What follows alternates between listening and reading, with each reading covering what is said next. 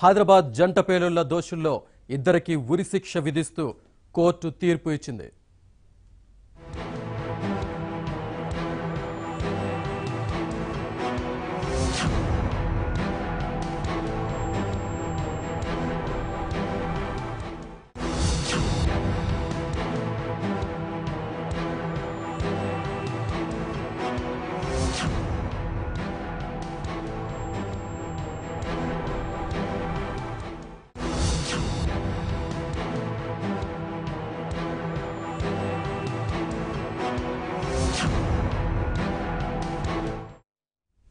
మరిన్ని వివరాలు మా ప్రతినిధి వెంకట్ అందిస్తారు. వెంకట్, కోర్టు తీర్పు సారాంశం ఏంటి?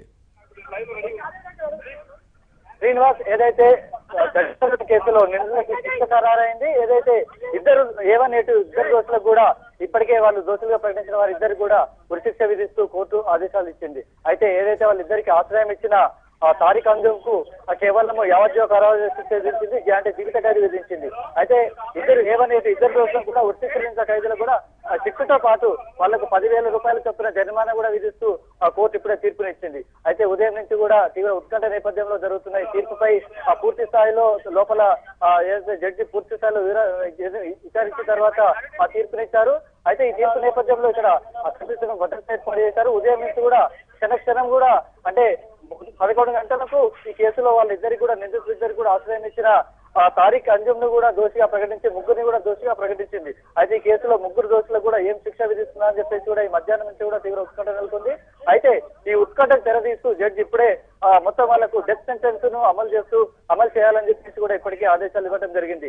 అయితే తీర్పు విన్న తర్వాత ఒక్కసారిగా కూడా ఏదైతే A1 అనీక్ సఫీక్ సయ్యద్, A2 అక్బల్ ఇస్మాయిల్ చౌదరి వీళ్ళిద్దరు కూడా ఒకంతగా షాక్ గురైనట్లు కూడా మనకు తెలుస్తుంది.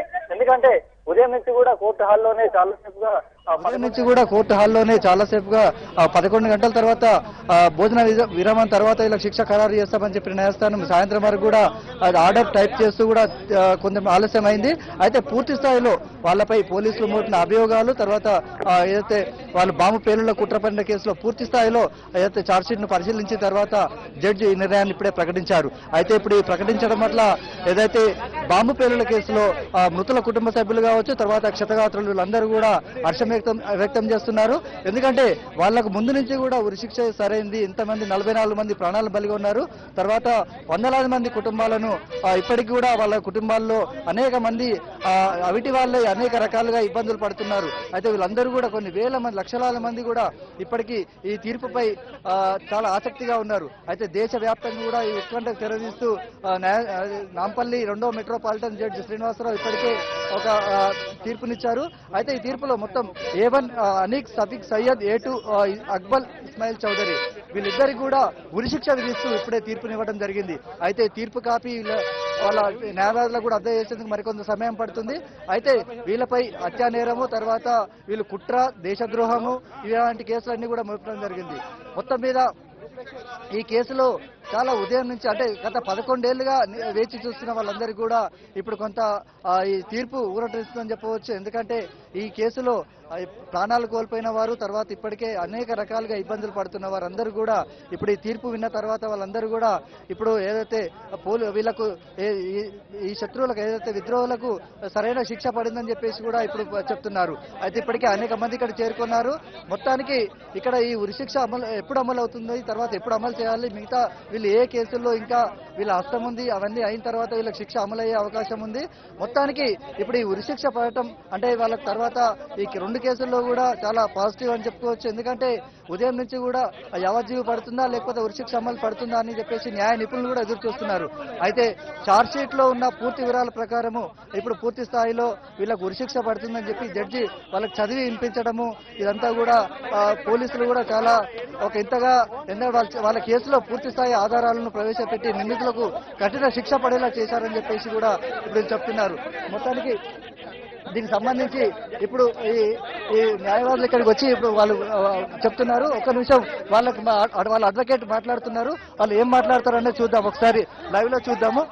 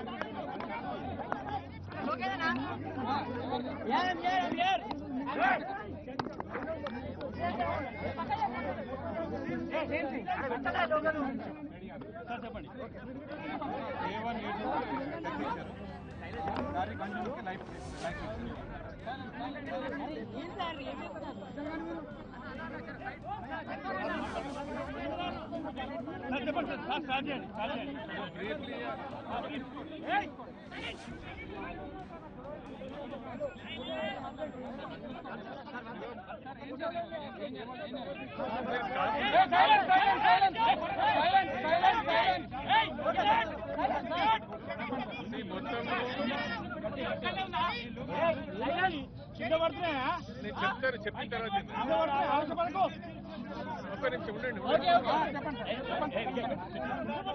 చూడండి, మొత్తము 3 కేసులు ఉన్నాయి కదా. దిల్సుఖ్ నగర్ అన్ఎక్స్ప్లోడెడ్ బాంబ్ కేసు ఒకటి, Gokul chat Bhandar blast case ఒకటి, అండ్ లుంబిని పార్క్ కేసు ఒకటేమో ఎబ్స్కాండింగ్, ఎవరైతే అక్యూజ్డ్ పారిపోయినారో వాళ్ళ హార్బరింగ్ కి కేసు. మొత్తం 4 కేసులు. 4 కేసులో కన్విక్షన్ వచ్చింది. బట్ ఏదైతే Gokul chat Bhandar blast case and Lumbini park blast case ఉందో దాంట్లో అనీక్ షఫీక్ సయ్యద్, అక్బర్ ఇస్మాయిల్ చౌదరి వాళ్ళిద్దరికి డెత్ సెంటెన్స్ వచ్చింది. ఆ డెత్ సెంటెన్స్ బోత్ అంటే ఐపీసీ ఆఫెన్సెస్ లో and unlawful activities act, prevention act లో కూడా డెత్ సెంటెన్స్ ఇచ్చారు.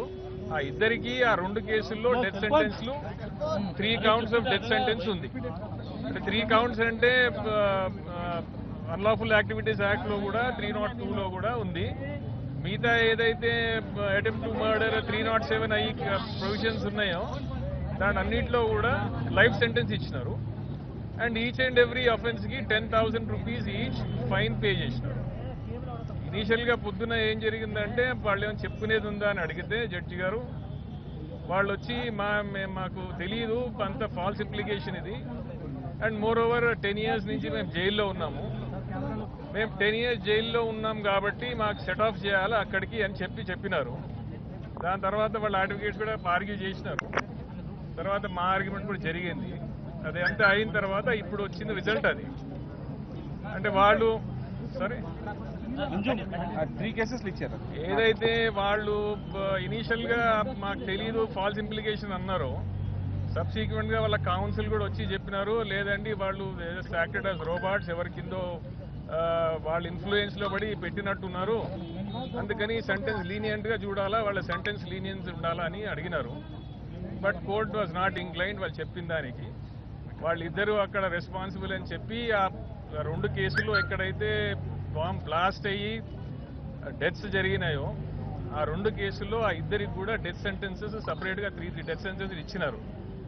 అండ్ ఏదైతే అన్ఎక్స్ప్లోడెడ్ బాంబ్ దిల్సుఖ్ నగర్ లో బ్లాస్ట్ జరగకుండా ఉందో దాంట్లో వాళ్ళిద్దరికి లైఫ్ సెంటెన్స్ ఇచ్చినారు. సో క్యూములేటివ్లీ అండ్ ఏదైతే ఈ రియాజ్ భట్కల్, ఇక్బాల్ భట్కల్ పారిపోయి ఢిల్లీలో ఉన్నందుకు తారీఖ్ అంజుమ్ ని ట్రై చేశారు కేసులో, SC 594 అని 495 వాట్ ఎవర్. ఆ కేసులో అతనికి లైఫ్ సెంటెన్స్ ఇచ్చినారు. సో క్యూములేటివ్లీ తారీఖ్ లైఫ్ సెంటెన్స్ ఉంది, అనీక్ షఫీక్ సయీద్ అండ్ అక్బర్ ఇస్మాయిల్ చౌదరి వాళ్ళకి డెత్ సెంటెన్స్ ఉంటుందండి. ఆ డెత్ సెంటెన్స్ కన్ఫర్మేషన్ కి అంతా రికార్డ్ అంతా హైకోర్టుకి వెళ్తుంది. అక్కడ కన్ఫర్మ్ చేసినప్పుడు దెన్ ఉంటుంది, ఎగ్జిక్యూట్ చేస్తారు. వాళ్ళకి అంటే రైట్ ఆఫ్ అపీల్, హైకోర్టుకి వెళ్ళడం అపీలు, సబ్సిక్వెంట్ గా they can go to supreme court. All ఇవన్నీ కాన్స్టిట్యూషన్ ప్రకారం ఏవైతే వాళ్ళకి రైట్స్ ఉన్నాయో high court, supreme court, president pardon and all that అవన్నీ ఎగ్జాస్ట్ అయిన తర్వాత ఏమైనా శిక్ష ఉంటే అది అమలు పరుస్తారు.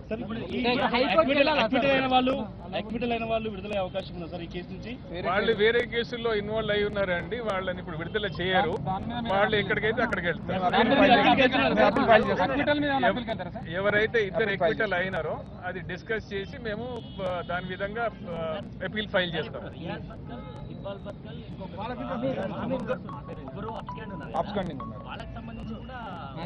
లేదండి, వాళ్ళతో పాటు కాన్స్పిరసీలో జరిగిందని ఒక ఫైండింగ్ ఉంది.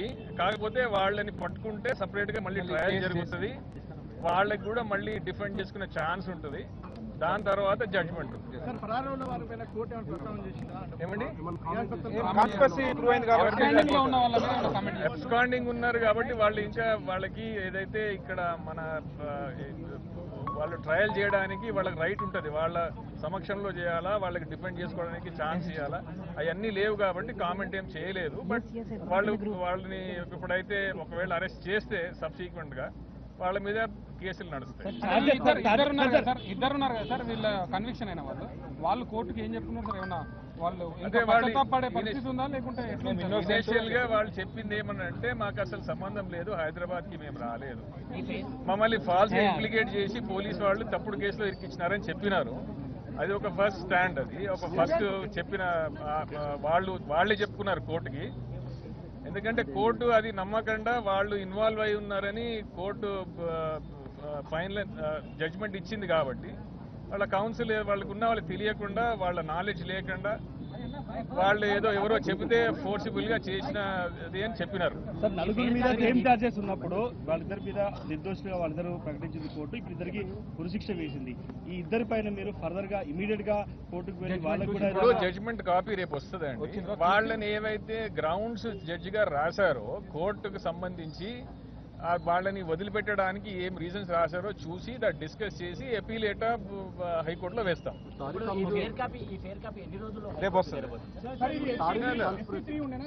వీళ్ళకి అందరు కాపీస్ అన్ని ఫ్రీ కాపీస్ ఇస్తారండి. ఇప్పుడు కొంచెం లేట్ అయిపోయింది కాబట్టి రేపు మార్నింగ్ ఇస్తారు. డెత్ సెంటెన్స్ ఇంప్లిమెంట్ చేసేది ఇప్పుడు ఉండదండి, ఇమీడియట్ గా కన్ఫర్మ్ చేయాల్సింది హైకోర్టే. దాని తర్వాత సుప్రీంకోర్టు. సో హైకోర్టు కన్ఫర్మ్ చేయడానికి ఇక్కడ రికార్డ్ అంతా హైకోర్టు పంపిస్తారు, పంపించి అక్కడ హైకోర్టు కన్ఫర్మ్ చేస్తే దాని తర్వాత మళ్ళీ వాళ్ళు వెళ్తే సుప్రీంకోర్టు వెళ్తారు, మళ్ళీ ప్రెసిడెన్షియల్ పార్టీ ఉంటాయి, అన్నీ ఉంటాయి, మెర్సీ పెటిషన్స్, రివ్యూ పెటిషన్స్. తారీఖ్ అంజుమ్ నాకు సంబంధమే లేదు, వాళ్ళిద్దరు నాకు తెలియదు, నేను ఎప్పుడు ఎవరికి ఇయ్యలేదు. నన్ను ఈ కేసులో బెంగళూరు కేసులో కూడా తప్పుగా ఇరికిచ్చారని చెప్పినాడు.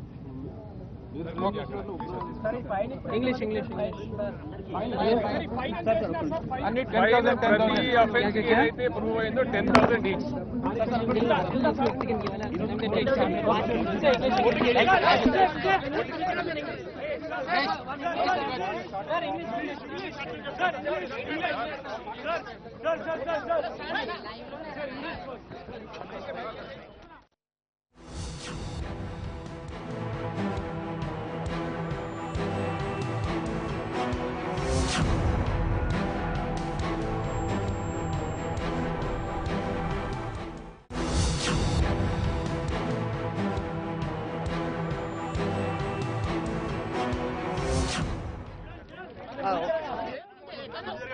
అయితే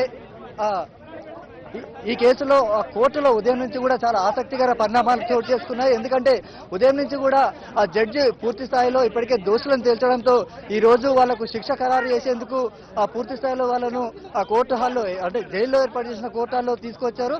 తర్వాత ఏదైతే చివరిగా మీకు శిక్ష విధించే సమయం వచ్చింది, మీరు ఏమైనా కోర్టుకు చెప్పుకుంటారన్న సమయంలో అసలు మమ్మల్ని తప్పుడు అంటే అసలు ఈ కేసులో మాకు సంబంధం లేదు, మేము అక్రమంగా దాదాపు 9 ఏళ్ల పాటు ఈ కేసులో మమ్మల్ని ఇరికించారు, మాకు హైదరాబాద్తో ఎలాంటి సంబంధాలు లేవని చెప్పిన సందర్భం నెలకొంది. అయితే వెంటనే ఏదైతే పీపీ అడ్వకేట్లు వీళ్ళు పూర్తి స్థాయిలో ఆధారాలు ఏదైతే ఛార్జ్షీట్లో పేర్కొన్న పూర్తి అంశాలను పరిగణలోకి తీసుకొని వాళ్లకు మరణశిక్ష విధించడం జరిగింది. అయితే ఈ మరణశిక్ష కూడా ఇప్పుడు విధించిన నేపథ్యంలో ఈ పూర్తి ఫైల్ను ఇప్పుడు ఇక్కడ ఉన్న కోర్టు రూల్స్ ప్రకారం హైకోర్టుకు తీసుకెళ్తారు. హైకోర్టు నుంచి సుప్రీంకోర్టుకు పంపించిన తర్వాత ఏదైతే వీళ్ళ ఉరి ఎప్పుడు తీస్తారన్నది ఆ సుప్రీంకోర్టులో నిర్ణయిస్తారు. ఆ తర్వాత ప్రెసిడెంట్ రాష్ట్రపతి క్షమాభిక్షగా కూడా అప్పీల్ చేసుకునే అవకాశం ఉన్న నేపథ్యంలో ఈ ఉరిశిక్ష అమలయ్యేందుకు కొంత సమయం పట్టే అవకాశం ఉంది. అయితే ఈ కేసులో ఈ లోపల జరిగిన పూర్తి కోర్టు హాల్లో జరిగిన పూర్తి పరిణామాలు తర్వాత ఏదైతే ఈ కేసులో ఇంకా మిగతా విషయాలు మనతో మాట్లాడేందుకు క్రైమ్ బ్యూరో చీఫ్ సత్యనారాయణ ఉన్నారు, వాళ్ళు మాట్లాడతారు. ప్రధానంగా చూసుకుంటే జంట పేలుళ్ల కేసులో ఉరిశిక్ష విధించిన న్యాయస్థానం, అయితే న్యాయస్థానం విధించిన ఉరిశిక్షని మేము హైకోర్టులో సవాల్ చేస్తున్నామంటున్నారు డిఫెన్స్ న్యాయవాదులు. వీళ్ళని ఇండియన్ ముజాహిదీన్ టెర్రరిస్టులుగా నిరూపించడంలో ప్రాసిక్యూషన్ విఫలమైంది. అయినా కూడా ఇది సాధారణమైన వ్యక్తుల్ని టెర్రరిస్టులుగా ముద్ర వేశారు, వారికి ఉరిశిక్ష వేయడం జరిగింది. ఈ మొత్తానికి కేసుకు సంబంధించి కాన్స్పిరేటర్ రియాజ్ బత్కల్, మరి రియాజ్ బత్కల్ దొరకకుండానే వీళ్ళకి నేరారోపణలో వీళ్ళ మీద నేరారోపణ ఎలా చేస్తారు అన్న విధానంలో డిఫెన్స్ న్యాయవాదులు వాదించడం జరిగింది. అటు డిఫెన్స్ కానీ ప్రాసిక్యూషన్ కానీ జరిపిన వాదోపవాదాలని పరిశీలించిన తర్వాత ఈ రోజు మనం ఇక్కడ 302 ఒకటి తర్వాత ఆర్మ్స్ యాక్ట్ తదితర సెక్షన్ల ప్రకారం నేరం నిరూపణ అయింది కాబట్టి వాళ్ళకి ఉరిశిక్ష వేయడం జరిగిందని చెప్పి న్యాయస్థానం ప్రకటించింది. అయితే న్యాయస్థానంలో తీర్పు ఏ విధంగా వచ్చిందో ఆ తీర్పు మీద భిన్న అభిప్రాయాలు వ్యక్తమవుతున్నాయి. డిఫెన్స్ న్యాయవాదులు మాట్లాడినప్పుడు డిఫెన్స్ న్యాయవాదులు చాలా విషయాలు కీలకంగా తీసుకురావడం జరిగింది. ముఖ్యంగా పేలుళ్లకు పాల్పడిన వ్యక్తులు ఎవరు, పేలుళ్లకు పాల్పడిన వ్యక్తులకు సంబంధించి కుట్రదారుడిగా రియాజ్ బత్కల్ని మీరు చూపిస్తున్నప్పుడు రియాజ్ బత్కల్ ఇప్పటి వరకు అరెస్ట్ కాలేదు. ఆ తర్వాత మరి అమీర్ రెజా అనే అతను కూడా అరెస్ట్ కాలేదని చెప్తున్నారు. మరి అరెస్ట్ కాలేనప్పుడు అరెస్ట్ అయిన వాళ్ళని ఇండియన్ ముజాహిదీన్ ఉగ్రవాదులుగా నిరూపించడంలో ఇక్కడ వాళ్ళ మీద యూపీఏ చట్టం ప్రకారం నమోదైన నేరారోపణలు కూడా రుజువు చేయడంలో ప్రాసిక్యూషన్ విఫలమైంది. కాబట్టి ఇప్పుడు మీరు తదుపరి చర్యల విషయంలో ఇప్పుడు ఈ కోర్టు ఇచ్చిన తీర్పును మేము ప్రత్యేకంగా తప్పనిసరిగా హైకోర్టులో సవాల్ చేయబోతున్నాము అని చెప్పేసి డిఫెన్స్ న్యాయవాదులు చెప్పారు. మనం చూస్తున్నాం ఇప్పుడు ప్రభుత్వ న్యాయవాది ఈ రోజు కోర్టులో ఏం జరిగింది ఏంటి అన్న విషయాన్ని ఆయన చెప్పిన విషయాన్ని కూడా స్పష్టంగా వినడం జరిగింది. 2007లో జరిగిన బాంబు పేలుళ్లకు సంబంధించి అనేక మంది మరణించారు, పదుల సంఖ్యలో గాయపడటం జరిగింది. ఆ గాయాల గుర్తులు ఇప్పటికీ కూడా చాలా మందిని వేధిస్తున్న సంగతి కూడా మనమంతా తెలిసిందే. అయితే ఈ కేసుకు సంబంధించి వీళ్ళు ఉగ్రవాదులకు ఆశ్రయం ఇచ్చాడని చెప్పేసి ఆరోపణలు ఎదుర్కొన్న తారిక్ అంజుమ్ను కూడా యావజ్జీవ కారాగార శిక్ష విధించడం జరిగింది. మొత్తానికి ఈ కేసులో ప్రధానంగా చూసుకుంటే దర్యాప్తు అధికారులు 4 ఛార్జ్షీట్లు దాఖలు చేయడం జరిగింది. ఇప్పటి వరకు కూడా వివిధ సందర్భాల్లో ఒక్కొక్క ఛార్జ్షీట్లో భిన్న అంశాలను ప్రస్తావిస్తూ దాంట్లో ఎవరు పేలుళ్లకు పాల్పడ్డారు, వాళ్ళు ఏ విధంగా హైదరాబాద్కు వచ్చారు, హైదరాబాద్కు వచ్చిన తర్వాత పేలుళ్లలో వాళ్ళు ఏ విధంగా పార్ట్ అయ్యారు అన్న విషయాలను కోర్టు ముందు వాళ్ళు ప్రవేశపెట్టడం జరిగింది. ముఖ్యంగా చూసుకుంటే ఈ రోజు ఉరిశిక్ష పడ్డ ఖైదీలు, ప్రధానమైన ఖైదీలు ఉన్నారు, 2 ఖైదీలు ఉన్నారు. వాళ్ళకి సంబంధించి అనీక్ ఇస్మాయిల్